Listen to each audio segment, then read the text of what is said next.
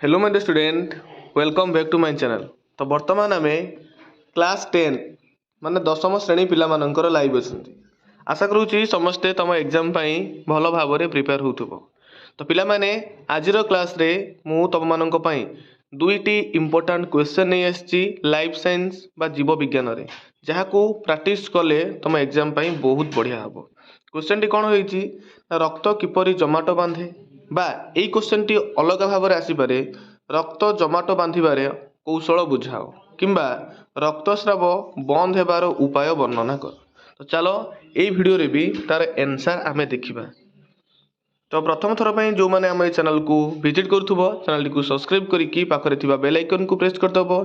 तेबे जेतेबेले मु video upload करी सर्वप्रथमे तुम पाखरे पहुँची जीव। तो पिला माने दशम पर तुम मानकर +2 पाई मध्य आम चैनल रे पाठपढ़ा रही। तेणुक केबे भी चैनल को सब्सक्राइब करने को भूलिबो नहीं। यदि एपर्यंत आमर व्हाट्सएप ग्रुप रे जॉइन ही ना हो जॉइन हो जीवो। नंबर टी होची 9178398009।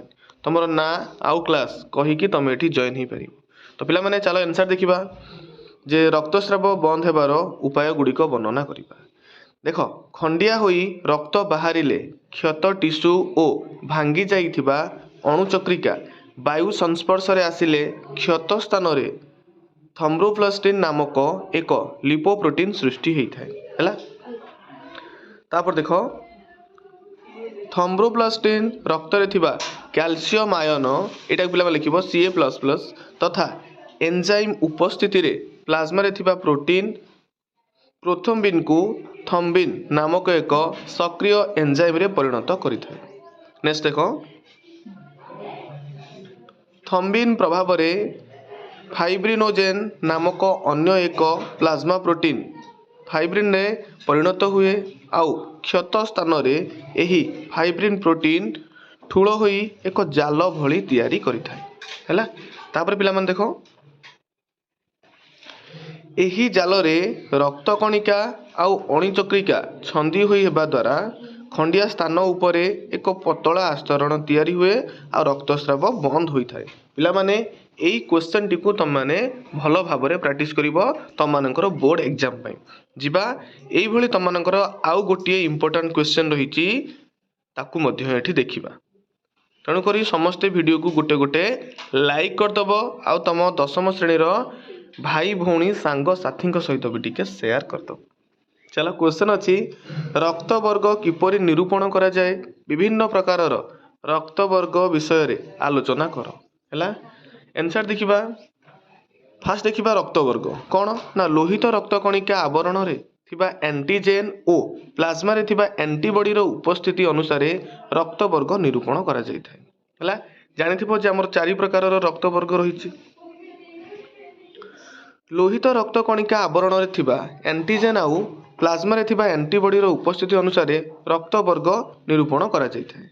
मनीष मानकर ठारे 4 प्रकार रक्त वर्ग देखा जाय थाए। कौन कौन ना गोटे हला ए बी ए बी आ गोटे होछि माने ओ एटा लिखा जाय छि कोन बी लिखा जाय एटा होछि ओ। सही परी रक्त वर्ग बी रे एंटीजेन बी आउ एंटीबॉडी बी थाए।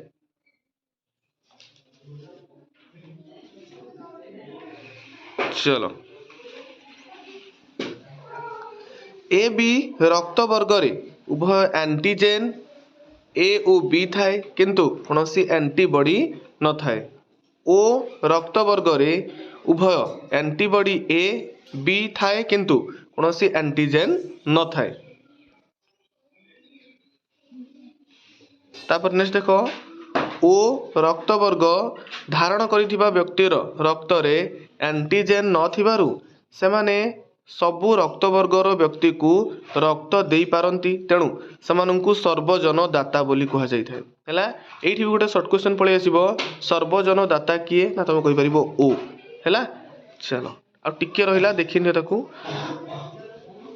ए बी रक्त वर्ग थिबा व्यक्तिर रक्त रे कौनसी एंटीबॉडी न थिबारु सेमाने सबु वर्गर व्यक्तिंक ठारू रक्त नहीं पारिबे, तेणु सेमानंकु कोन कहंती ना सर्वजन ग्रहिता हैला।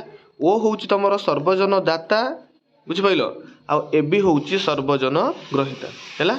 एसत तुम मानकर दुईटी मोस्ट इंपोर्टाट क्वेश्चन आम ये डिस्कसन करते आशा करुच्ची भिडियोटी तुम मानक हेल्पफुल होती जदि भिडियोटी भल लगे निश्चित रूप से चैनल टी सब्सक्राइब करके तुम सांग मान सहित टिके शेयर करदेव। चलो पिला माने थैंक यू। जय जगन्नाथ।